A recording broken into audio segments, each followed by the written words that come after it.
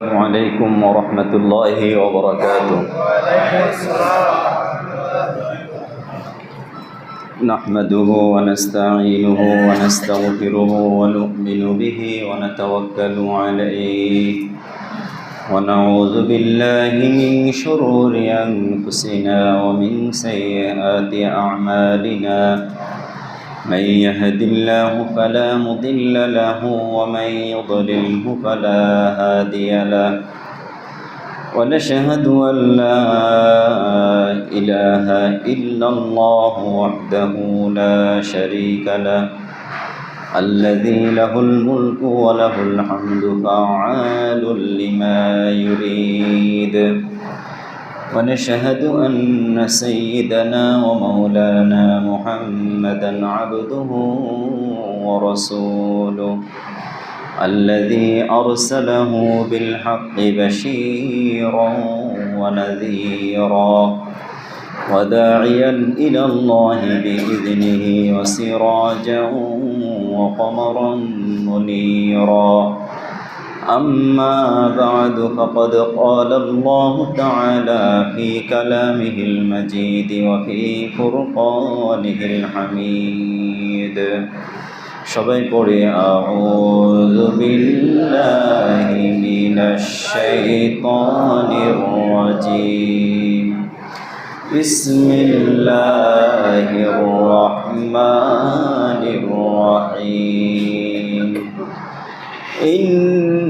ইন্নাল্লাহা ইয়া'মুরুকুম আন তু'আদ্দুল আমানাতি ইলা আহলিহা وإذا حكمتم بين الناس أن تحكموا بالعدل إن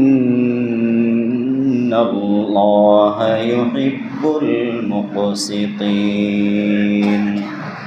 وقال رسول الله صلى الله عليه وسلم أعطوا الأجير أجره قبل أن يجف عرقه أو كما قال عليه الصلاة والسلام.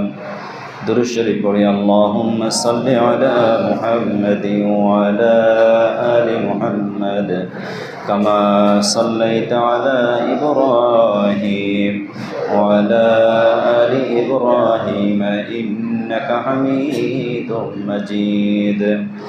اللهم بارك على محمد وعلى آل محمد كما باركت على إبراهيم وعلى آل إبراهيم إنك حميد مجيد.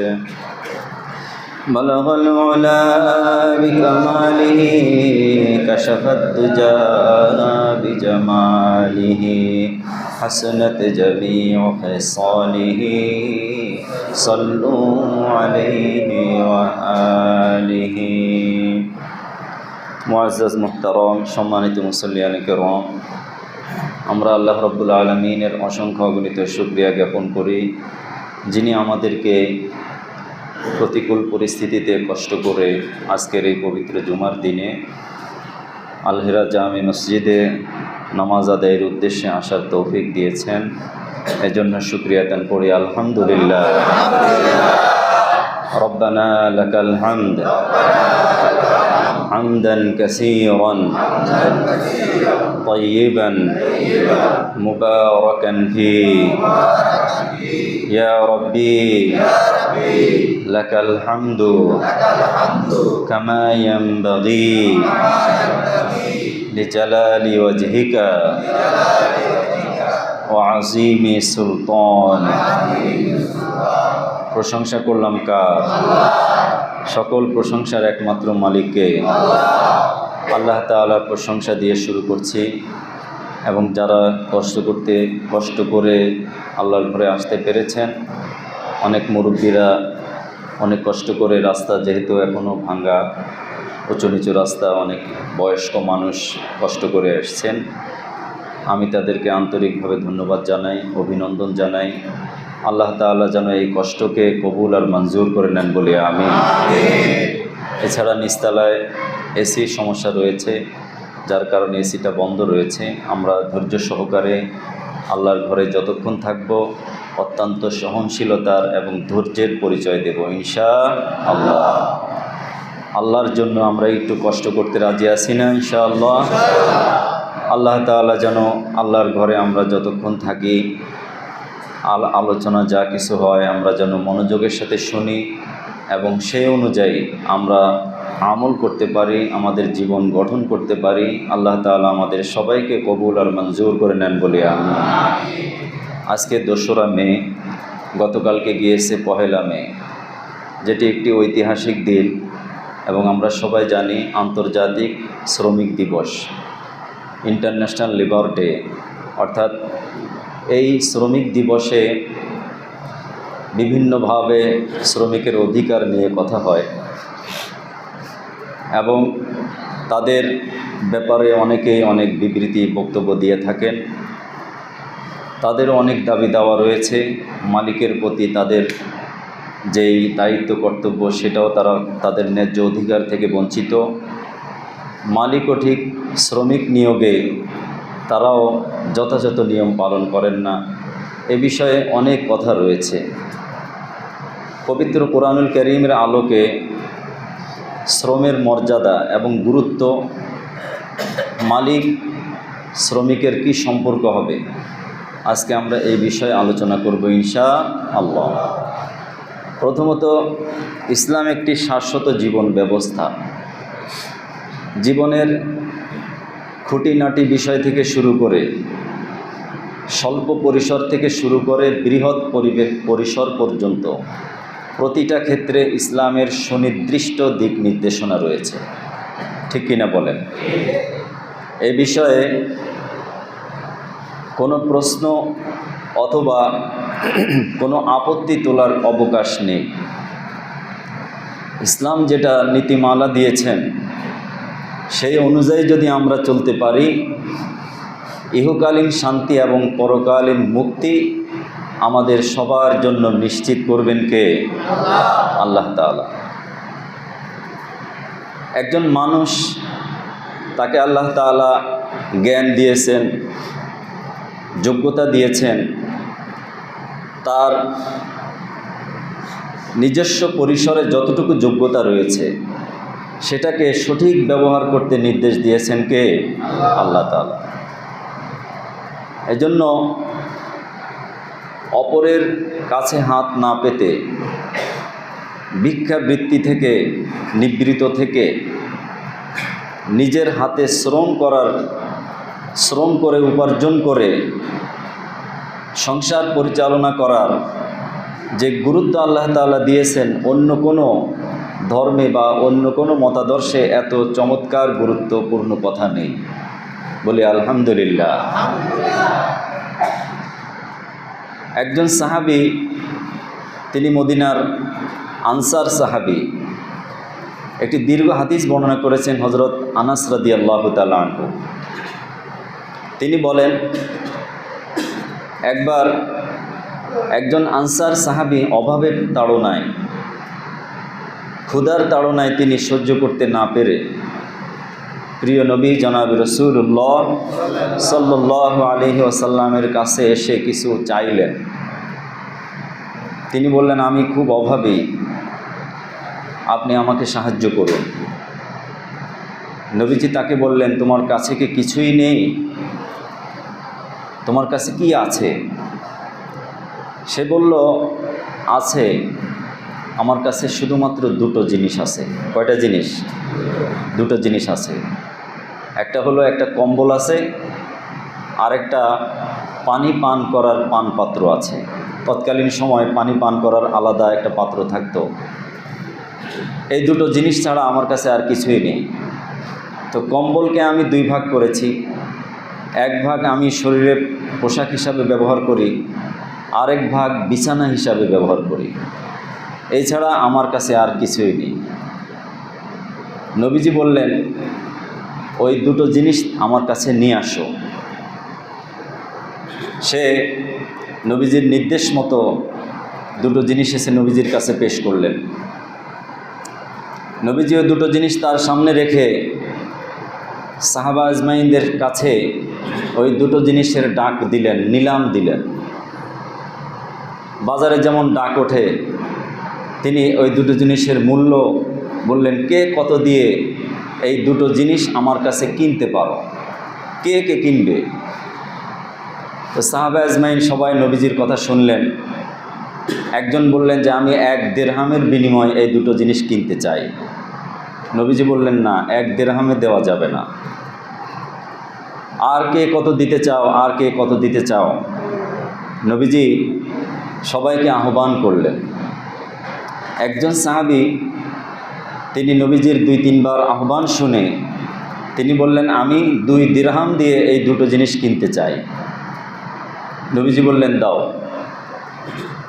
তার কাছ থেকে 2 দিরহাম নিয়ে ওই গরিব লোকটার হাতে দিলেন।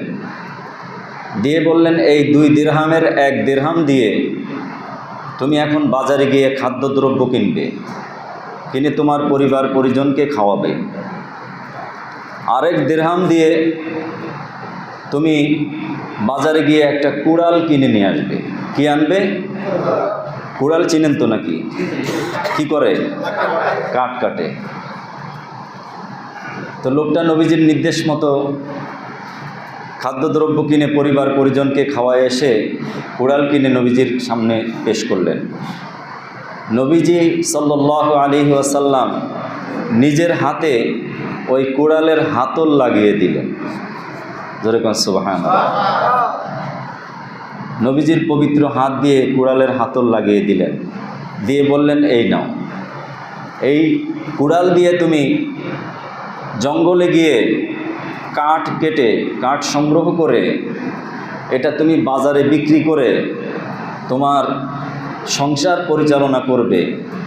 জেনে রাখো, আমি এখন থেকে 15 দিনের মধ্যে তোমাকে যেন কারো কাছে হাত পাততে না দেখি।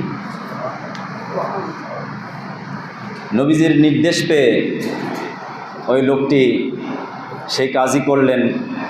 জঙ্গলে গিয়ে কাঠ সংগ্রহ করলেন এবং বাজারে বিক্রি করে তার 10 দিরহাম উপার্জন হলো। কয় দিরহাম? এই 10 দিরহাম অর্ধেক তিনি তার সংসারের প্রয়োজন মিটালেন, আর অর্ধেক নিয়ে নবীজির কাছে আসলেন। নবীজি তাকে বললেন যে তোমার শরীরে শক্তি আছে, তোমার কাছে সামান্য দুটো জিনিস আছে। এই শক্তি এবং তোমার কাছে যে জিনিস আছে এটা নিয়ে যদি তোমাকে আল্লাহ প্রদত্ত যে মেধা দিয়েছে এটা খরচ করে যদি তুমি নিজে উদ্যোক্তা হতে পারো, নিজে যদি শ্রম দিতে পারো, কিয়ামতের দিন আল্লাহ রাব্বুল আলামিন তোমাকে ডবল সওয়াব দান করবেন। অন্য কোনো ব্যক্তির হাতে সামনে হাত পাতার চাইতে।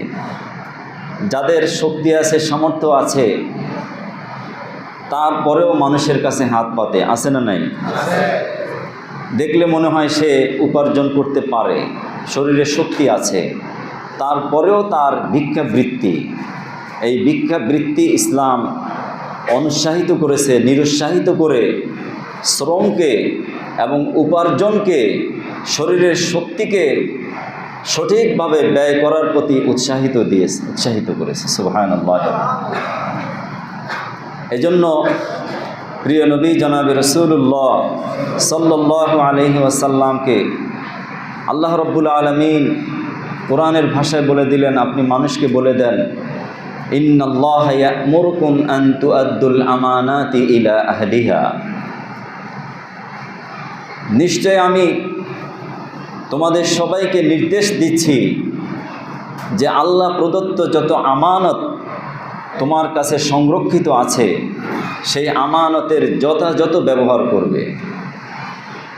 ওয়াইদা হাকামতুম বাইনান নাস, যখন তোমরা মানুষের মাঝে কোনো ফায়সালা করবে, কোনো বিচার করবে, তখন অবশ্যই ইনসাফ ভিত্তিক বিচার করবে। বেইনসাফি জুলুম করে কারো প্রতি বিচার করলে নবীজি বলেন, কিয়ামতের দিন আমি 3 শ্রেণীর লোকের বিরুদ্ধে মামলা দায়ের করব এবং তার বিরুদ্ধে মামলার বাদী হব। এক শ্রেণী হলো যারা মানুষের প্রতি জুলুম করবে। দ্বিতীয় নম্বর হলো যারা কোনো শ্রমিকের উপরে, যাকে সে তার কাজে নিয়েছে এমন শ্রমিকের উপরে নির্যাতন করে, জুলুম করে, তাদেরকে বেশি কষ্ট দিয়ে পরিপূর্ণ মজুরি না দিবে, এমন ব্যক্তির বিরুদ্ধে আমি রাসূল কিয়ামতের দিন আল্লাহর কাছে অভিযোগ করব। যেরকম নাউজুবিল্লাহ। নবীজি বলেন, উতুল আজিরা আজরাহু ক্বাবলা আন ইয়াজিফা ইরকুহু, যে তুমি অথবা তোমরা তোমাদের অধীনস্থ ব্যক্তি যাদেরকে তুমি কাজে নিয়েছো তার সাথে যেভাবে চুক্তি করেছো, চুক্তি অনুযায়ী সে যখন কাজ সম্পন্ন করে ক্লান্ত অবস্থায় এখনও তার শরীরে ঘর্মাক্ত, ঘামে তার কপাল ভিজে গেছে, কপালের ঘাম শুকাবার আগে তার মজুরিটা দিয়ে তার মনের মধ্যে, তার মুখে তুমি হাসি ফুটিয়ে দাও। প্রিয় নবী জনাব রাসূলুল্লাহ সাল্লাল্লাহু আলাইহি ওয়াসাল্লামের আদর্শ ছিল। এজন্য একজন মালিক সে কেমন শ্রমিক নিয়োগ দিবে এটিও আল্লাহ তাআলা কোরআনে নির্দেশনা দিয়েছেন। একজন শ্রমিক হিসাবে তার মালিকের কাজ কেমনভাবে পালন করবে সেটার নির্দেশনাও আছে। নবীজি বলেন, হুম ইখওয়ানুকুম, যে সমস্ত ব্যক্তিরা তোমাদের নিয়োগকৃত শ্রমিক অথবা তোমার বাড়ির কর্মচারী, তুমি মালিক হয়েছ, আল্লাহ ইচ্ছা করলে তোমাকে তার জায়গায় রাখতে পারতেন কি পারতেন না? এবং তাকে তোমার জায়গায় রাখতে পারতেন। এজন্য তাকে তুমি তোমার কর্মচারী মনে করবে না, তুমি মনে করবে সে তোমার ভাই। আল্লাহ রাব্বুল আলামিনের নিজাম অনুযায়ী আজকে আমি মালিক হয়েছি, আল্লাহর শুকরিয়া আদায় করি, বলি আলহামদুলিল্লাহ। আজকে হতে পারতাম আমি শ্রমিক, এজন্য তার সাথে তুমি ভ্রাতৃত্বসুলভ আচরণ করবে, বৈষম্যমূলক আচরণ পরিহার করবে, তার সাথে কোনো প্রকারের জুলুম নির্যাতন করবে না, বেইনসাফি আচরণ করবে না, তার প্রতি বিন্দুমাত্র জুলুম করা চলবে না। ঠিক কিনা বলেন? হযরতে শুআয়ব আলাইহিস সালাম তিনি একজন পয়গম্বর ছিলেন। হযরতে ইউসুফ আলাইহিস সালাম তিনিও একজন আল্লাহর নবী। দুইজন নবীকে আল্লাহ রাব্বুল আলামিন মালিক শ্রমিকের সম্পর্ক কেমন হবে দুইজন নবীর মাধ্যমে পৃথিবীর মানুষকে জানিয়ে দিলেন। হযরতে শুআয়ব আলাইহিস সালাম তিনি ছিলেন মালিক, আর হযরতে মূসা আলাইহিস সালাম তিনি হলেন শ্রমিক। মালিকও পয়গম্বর, শ্রমিকও কি? দুজনেই নবী। শুআয়ব আলাইহিস সালাম মালিক আর মূসা আলাইহিস সালাম কি? কর্মচারী, শ্রমিক। ঘটনাটা আমরা সবাই জানি। আল্লাহ রাব্বুল আলামিন বলছেন সূরা কসাসে ঘটনাটা রয়েছে যে দুজন বালিকা শুআয়ব আলাইহিস সালামের মেয়ে, তারা পানি উঠাতে পারছে না। সবার পরে তাদের পশুদেরকে পানি পান করাবে। মেয়ে হওয়ার কারণে শরীরে শক্তি নেই, সবার আগে যেতে পারে না। অন্যরা সবাই পানি নিয়ে যার যার বকরি এবং ভেড়া দুম্বা সবাইকে পানি পান করায় যার যার মতো চলে যায়। সর্বশেষ ওই বালিকা দুজন কষ্ট করে পানি উঠায়, বকরিকে পানি খাওয়ায় এবং বাসায় যায়। হযরত শুআয়ব আলাইহিস সালামের কোনো ছেলে ছিল না, দুজন মাত্র মেয়ে ছিল। তো মেয়ে দুজনকে এই অবস্থা দেখে হযরতে মূসা আলাইহিস সালাম দেখলেন যে বালিকা দুটি বড় অসহায়। তিনি তাদেরকে বললেন যে তোমরা যদি পারমিশন দাও, তোমাদের এই বকরি পালগুলোর পানি আমি পান করায় দেব, আমি পানি উঠায় দেব। তো তারা সম্মতি দিলেন। হযরতে মূসা আলাইহিস সালাম তিনি ছিলেন অত্যন্ত শক্তিশালী। তিনি পানি উঠিয়ে বকরিগুলোর পানি পান করায় দিলেন। মেয়ে দুজন অন্য দিনের তুলনায় আজকে একটু বাবার কাছে তাড়াতাড়ি গেছে, বাড়িতে তাড়াতাড়ি পৌঁছে গেছে। যে বাবাকে বললেন, হে আব্বা, আজকে এমন একজন মানুষ পেয়েছি আমরা, সে আমাদের যে উপকার করেছে, যার কারণে আজকে আমরা তাড়াতাড়ি আসতে পেরেছি। আমাদের বকরিগুলোকে সবার আগে পানি পান করায় তোমার কাছে চলে আসছি। সে একজন ইন্না খায়রা মান ইস্তাজারতাল কবিয়ুল আমিন, যে সে একজন উত্তম পুরুষ, ভালো মানুষ, এবং সে একজন শক্তিশালী, সে একজন আমানতদার।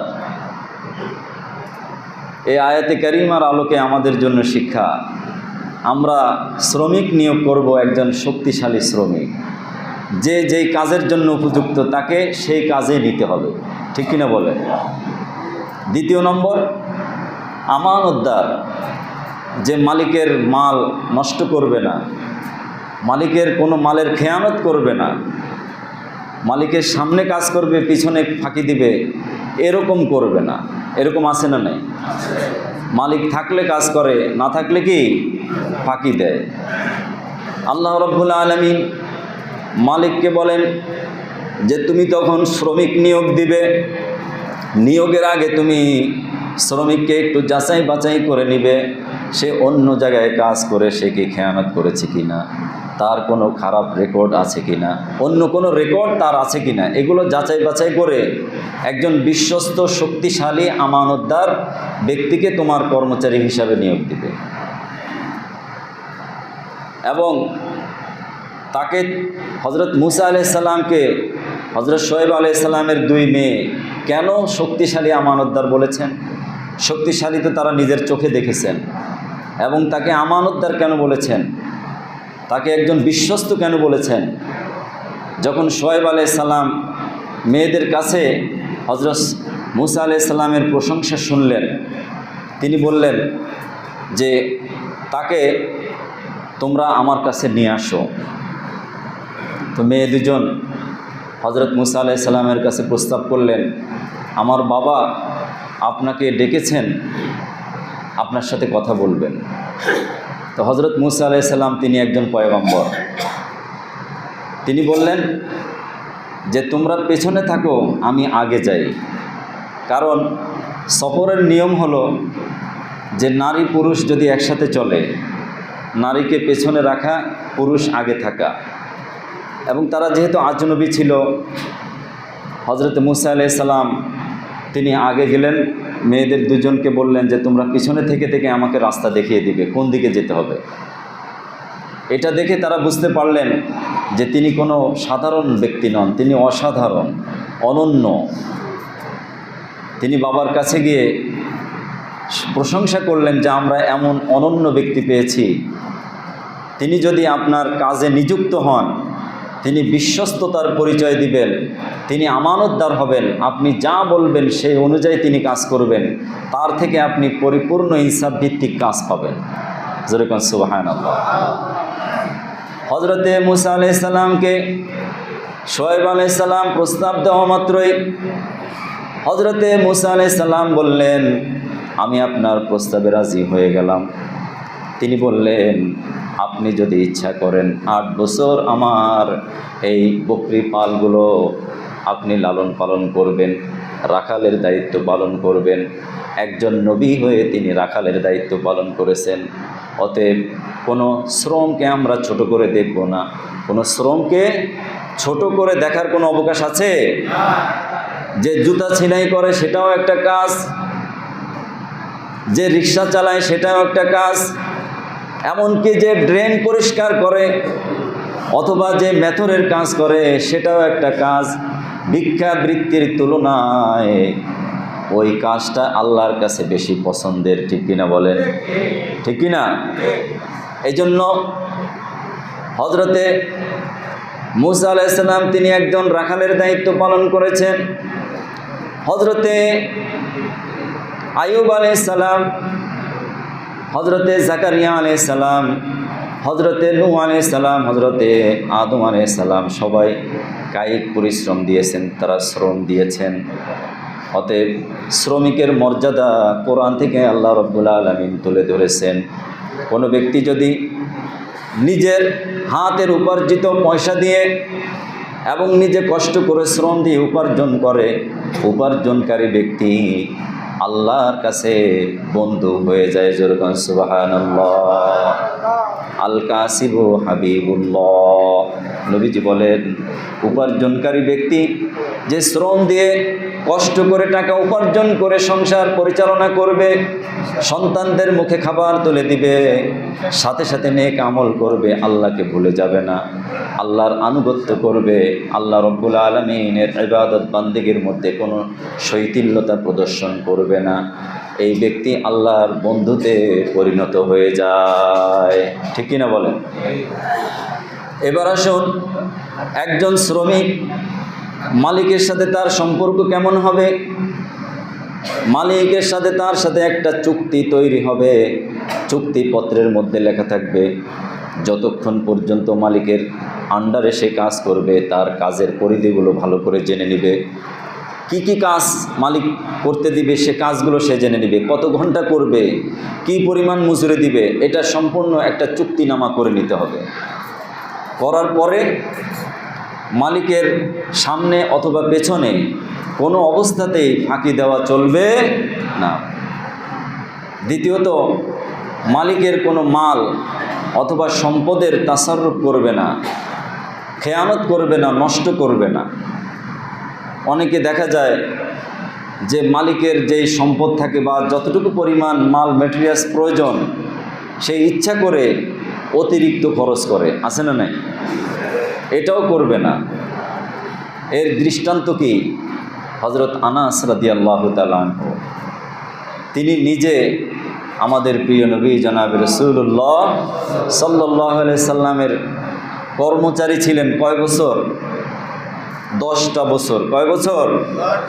10 বছর নবীজির খেদমত করেছেন একজন সাহাবী। তিনি নিজের ভাষায় নবীজির প্রশংসা করেছেন। একজন শ্রমিক মালিকের প্রশংসা করে কি বলেন? খাদিমতুন নবিয়্য সাল্লাল্লাহু আলাইহি ওয়াসাল্লাম 10 সিনিন, আমি নবীজি সাল্লাল্লাহু আলাইহি সাল্লামের খেদমত করেছি, তার বিভিন্ন কাজ করেছি, তার শ্রমিকের দায়িত্ব পালন করেছি।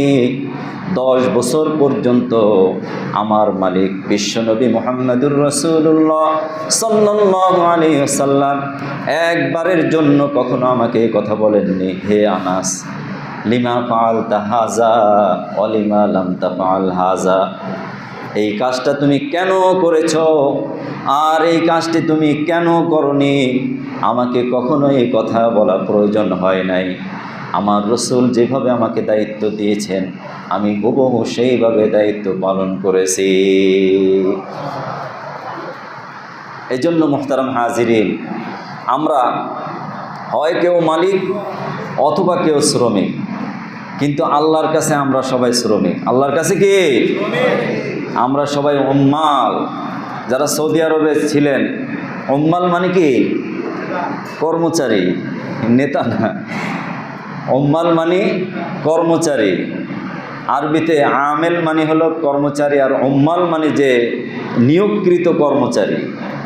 তা আমরা আল্লাহ রব্বুল আলামিনের নিয়োগকৃত আল্লাহর বান্দা মানে কি? আল্লাহর গোলাম, আল্লাহর দাস।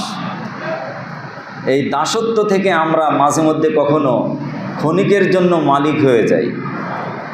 অল্প সময়ের জন্য আমি কিছু, আমার বাড়িতে কাজের লোক নেই, কাজের মহিলা, বাড়িতে রাজমিস্ত্রি, নানা ধরনের কাজের লোক নেই। আমরা সামাজিকভাবে রাষ্ট্রীয়ভাবে নানান কাজের লোক আমাদেরকে নিতে হয়, কিন্তু কাজের লোকের সাথে কাজের লোক আর মালিকের সম্পর্ক নয়, সম্পর্ক হলো ভ্রাতৃত্বের সম্পর্ক। কিসের? ভ্রাতৃত্বের সম্পর্ক। নবীজি বলেন, তোমার অধীনস্থ ব্যক্তি, তুমি যা খাবে তাকে তাই খাওয়াবে, তুমি যা পড়বে তাকে তা পড়তে দিবে, তুমি যা পান করবে তাকে তাই পান করাবে। তার সাথে তোমার সাথে মালিক শ্রমিকের সম্পর্ক নয়। তুমি যা, তোমার বাড়িতে যেটা রান্না হবে সেই রান্না খাবারটাই তোমার কর্মচারী খাবে। অথচ আমরা কি করি? বাড়িতে যত উচ্ছিষ্ট খাবার আছে, বাসি খাবার আছে, পচা খাবার আছে, পচা বাসি উচ্ছিষ্ট খাবার আমাদের বাড়ির কাজের মহিলারা খায়, তাদের জন্য খাবার রেখে দিই। আর উৎকৃষ্ট সুন্দর সুস্বাদু যেই খাবার আমরা তৈরি করি, এটা আমরা আমাদের বাড়ির কাজের মহিলাকে খাওয়াই না, খাওয়াই যখন ওটা বাসি হয়ে যায়। ঠিক কিনা বলেন? এজন্য এই অবস্থা থেকে বের হয়ে আসতে হবে। ইসলাম আমাদেরকে শিক্ষা দিয়েছে একটি ভারসাম্যপূর্ণ ইনসাফ ভিত্তিক আদর্শ সমাজ গঠনে, পরিবার গঠনে, একটি সুন্দর দেশ তৈরিতে মালিক এবং শ্রমিকের যে সুসম্পর্ক, এটাকে অবশ্যই আমাদেরকে লক্ষ্য করতে হবে কোরআন সুন্নাহর আলোকে। এবার আপনাদের সামনে অল্প সময়ে আমি একটু দুঃখ প্রকাশ করব। আপনারা হয়তো অনেকে জেনেছেন, পত্রপত্রিকায় দেখেছেন, আজকের ইনকিলাব পত্রিকায় একটি প্রতিবেদন এসেছে যে গাজীপুর অঞ্চলের পুবাইল এলাকায় একজন মসজিদের ইমাম, তার বিরুদ্ধে একটা অভিযোগ ছিল। একটা অভিযোগে অভিযুক্ত করে তাকে অকথ্য একেবারে সেই জাহিলি যুগের কায়দায় নির্যাতন করে, জুলুম করে তাকে হত্যা করা হয়েছে। জোরে কর নাউজুবিল্লাহ। যদি তার বিরুদ্ধে সুনির্দিষ্ট কোনো অভিযোগ থাকে, সেই অভিযোগ তদন্ত সাপেক্ষে সেটা যদি প্রমাণ হয়, দেশের আইন আছে, আদালত আছে, দেশে প্রচলিত আইন ব্যবস্থার আলোকে তার বিরুদ্ধে ব্যবস্থা নিতে হবে। কিন্তু পত্রিকার যেটা ভাষ্য, আল্লাহু আলাম, পত্রিকার ভাষ্যটাই আমি বলছি, সেই মসজিদ পরিচালনার দুটো গ্রুপ আছে। এই দুই গ্রুপের ক্রসের মধ্যে ইমাম সাহেব পড়ে তিনি তার জীবন দিয়েছেন। জোরে কর নাউজুবিল্লাহ। এই জন্য আমরা আমাদের এই মসজিদ থেকে সুষ্ঠু তদন্ত দাবি করি। রাজি আছি না ইনশাআল্লাহ? এবং যারা প্রকৃত খুনি, যারা তাকে জুলুম করে, নির্যাতন করে হত্যা করেছে, তাদের দৃষ্টান্তমূলক শাস্তি দিতে হবে। কারণ কোনো অপরাধী ব্যক্তির অপরাধ প্রমাণ না হওয়া পর্যন্ত আইন আমাদের নিজের হাতে তুলে নেওয়ার কোনো অধিকার আছে? নাই। এই জন্য মোহতারাম হাজিরিন, আপনাদের সামনে এই কথা কেন বললাম, যে আমাদেরও জেনে রাখা উচিত যে আমরা অনেক সময় একটা নিরপরাধ ব্যক্তি, সে এখনও অপরাধ করেছে, এটা শুধু ভাষাভাষী শুনেছি, আমরা তাকে প্রহার করা শুরু করি, মারতে মারতে তাকে মেরে ফেলি। এই কালচার বেশ কিছুদিন ধরে আমাদের দেশে শুরু হয়েছে। এই জন্য মোহতারাম হাজিরিন, আমরা প্রত্যেকেই আল্লাহর কাছে ধরা পড়ে যাব। এই জন্য কারোর প্রতি বেইনসাফি, জুলুম, নির্যাতন যেন আমাদের দ্বারা না হয়। আমরা যেন সর্বাত্মক ইনসাফ এবং ভারসাম্যপূর্ণ জীবন যাপন করতে পারি। আল্লাহ পাক আমাদের সবাইকে কবুল আর মঞ্জুর করে নেন বলে আমিন। ওয়া আখিরু দাওয়ানা আলহামদুলিল্লাহি রাব্বিল আলামিন। কথা বলবেন। সম্মানিত মুসল্লিয়ান কিরাম,